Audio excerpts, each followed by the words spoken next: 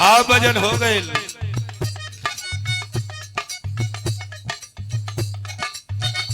दोनों टीम मंच पर उपस्थित बा। समय में इतना बदलाव हो गल, पहले का समय आज का समय कैसन हो गए। लोगन का विचार भावना हर चीज में बदलाव हो गल। कौनो तो हारा ना देख लो।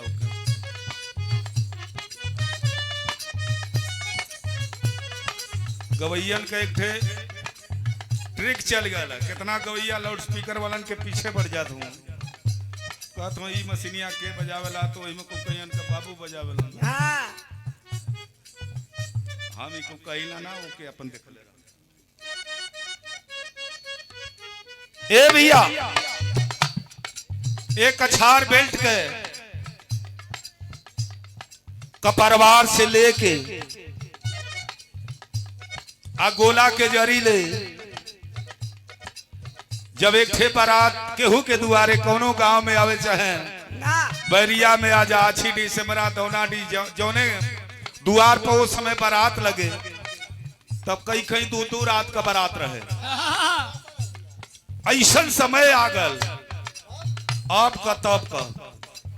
वो जमाना में दोपहरिया का खिचड़ी खवाई जब होके, इतना पंच लोग बैठल हुआ, जब पाती लग जा पुरास के पत्तल का बनल पत्तल जब आगे रखा जा, दाल चावल पूरी सब्जी जब चल जा, फूले के कटोरा में हो भैया लड़की का बाप एक कटोरा घी लेके आ, वही में चम्मच डाल के और जब लेके चले तब बारात गज गज गज गज एकदम महके, पूरा गांव महके लगे। वही देसी घी से एक एक चम्मच गिरावत चल जा। अरे बाप हो बाप, आदमी के इतना प्यार होके तब हाथ जोड़ के वो बेटी वाला बाप कहे कि भैया आप भोजन आप लोग करी। भोजन आदमी करे जब ले लास्ट लाइन का आदमी खा ना ले, तब ले आदमी जुठे हाथ बाल लेके बैठल है। बदलाव हो गल। अब तक कोनो कोनो बाराती में आदमी जो जान जे यहाँ की पियासी मछली है, चाहे बॉयलर मुर्गा है, जो बाल्टी में लेके उचलिए तो उनके 10 आदमी सलामी दगे हैं। अरे नमस्कार देख, हम वाले तनी बढ़िया एगो लेग पीस गिरा दी है। बिहान चौराहे पर भेंट हुई, ठानी मामला एक आदमी लैला दे दे।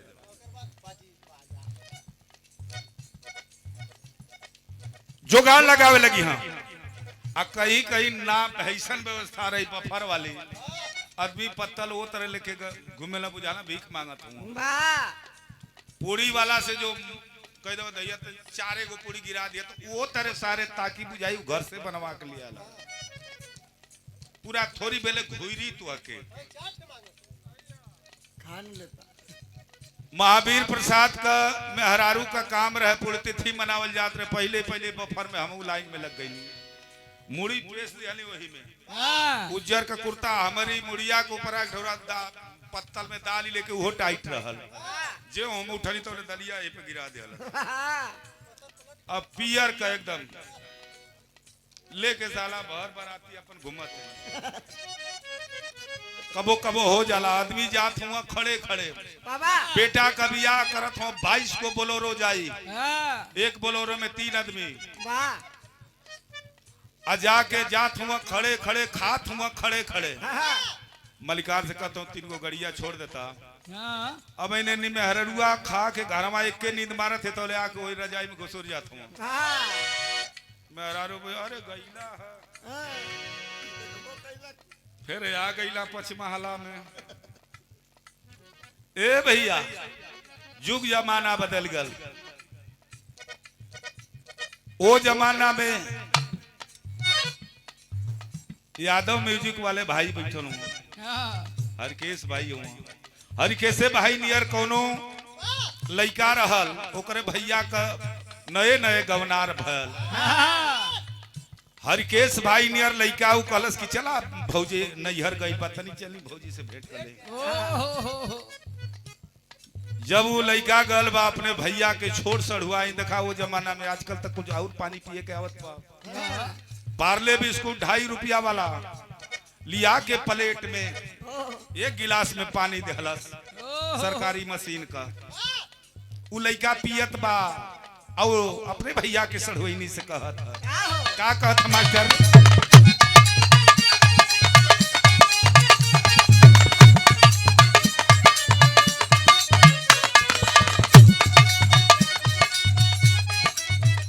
यो समय हम गीत का शुरुआत कैले रहली जौने समय हमार बिरहा होके गाजीपुर का गायिका एगो रहली मंजू यादव।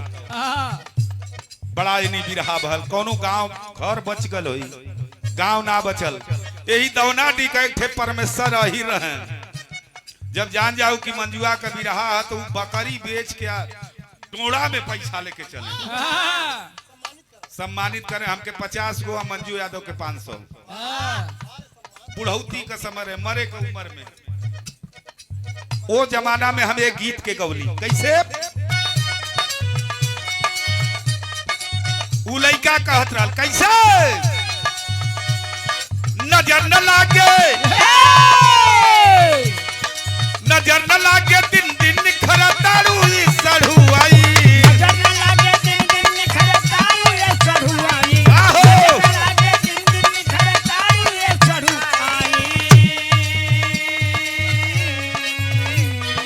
नजर न लागे दिन दिन निखरतारू सड़ुआई साचो के हीरोइन लागतारू सड़ुआई साचो के हीरोइन लागतारू सड़ुआई साचो के हीरोइन लागतारू सड़ुआई। का कहे मास्टर कब नहीं लागेलू कब नहीं लागेलू निशा कोइरा लगे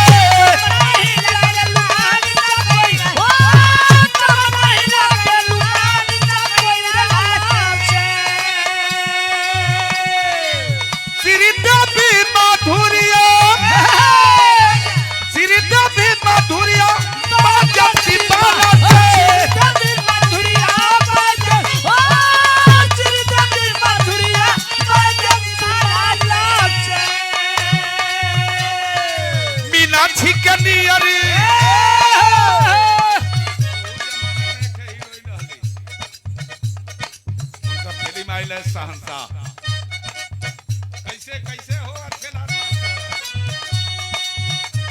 लइका कहे कैसे मीनाक्षी के नियर चमकतारू हो सड़ुआई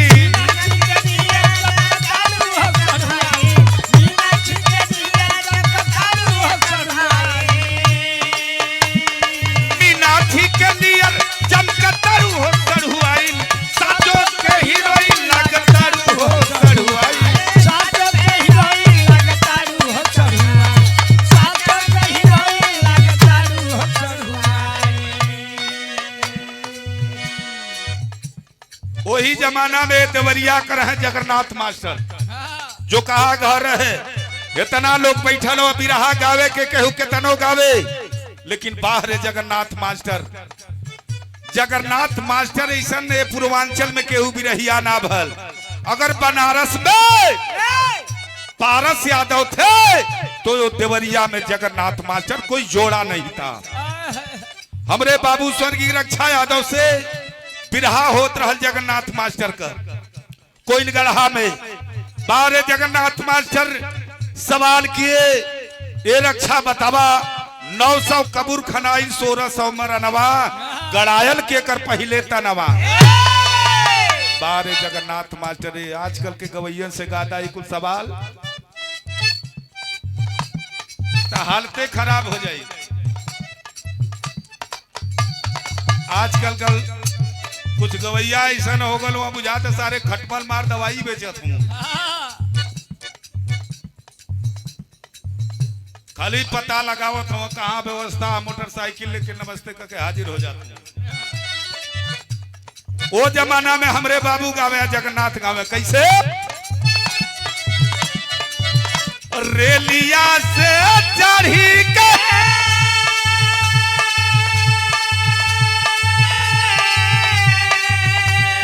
जहाजिया से उतरी राजा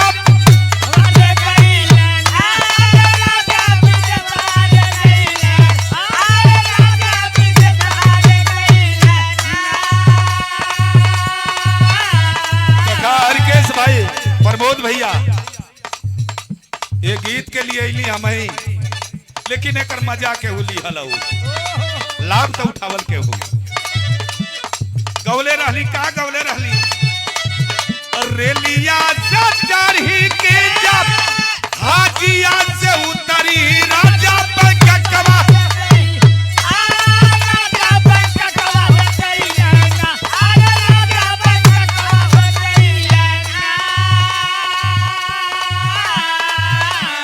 धर्म का कुछ ऐसा त्योहार होला जल्दी बीतल है गोधना कुटाला जबले उ कुटाल ना रही है तौले गोधन बाबा रही है बाबा रही है अजे वो गोबरे का गोधन पतुई मूसर लगे तौले पीड़िया माई हो जाई। हमारे मामा हुआ एक बार संजोग से मामा दिल्ली चल गल हला मामी घरे रहल हो पंचो अरे बाप हो मामी का तैती अरे बाप हो मामी तैती पहिर के चले ले बुझाले कि दुर्गा प्रसाद यादव का पड़ोसी नहीं है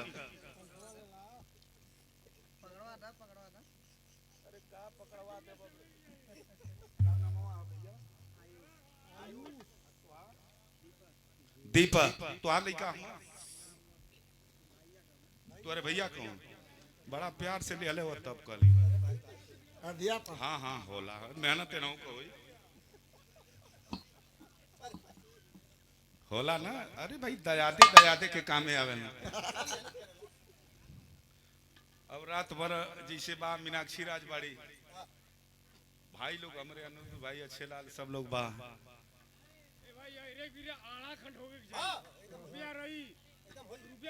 अच्छा आपको जिया था अभी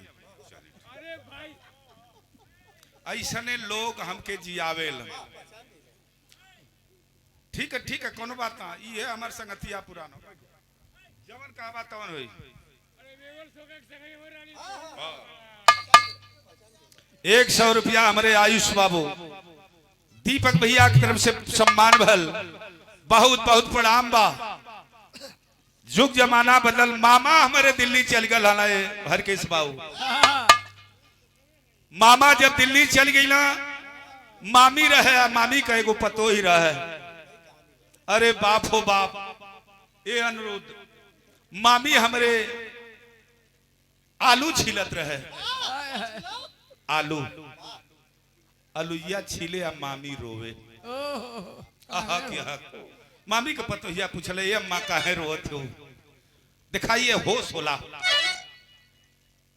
मरद के मेहरारू का मेहरारू के मरद का अब देखा हमार मामी होश कैलस कल पियाज रहता आखिला लगबो करत काहे रोत है ये अम्मा कलस का बताई तो के तोर ससुर जब से चल गई ना होश पड़ा था यही अलुआ के साइज कर है ममवा का होश मामी कैला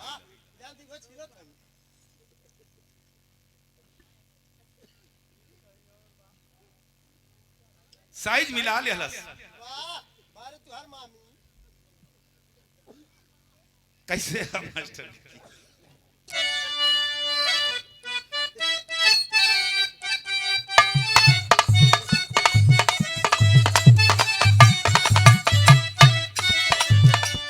मेहरारू कहत रहल कैसे रेलिया से चढ़ी के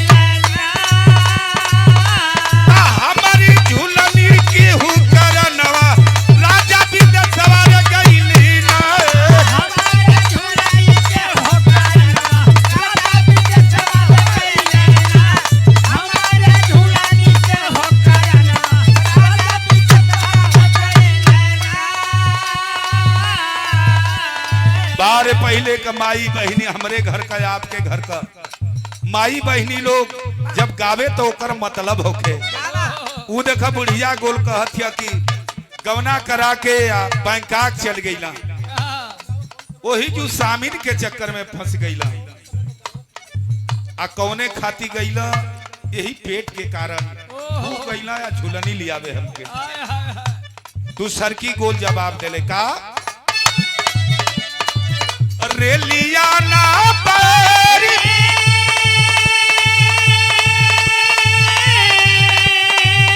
जा ना पैरी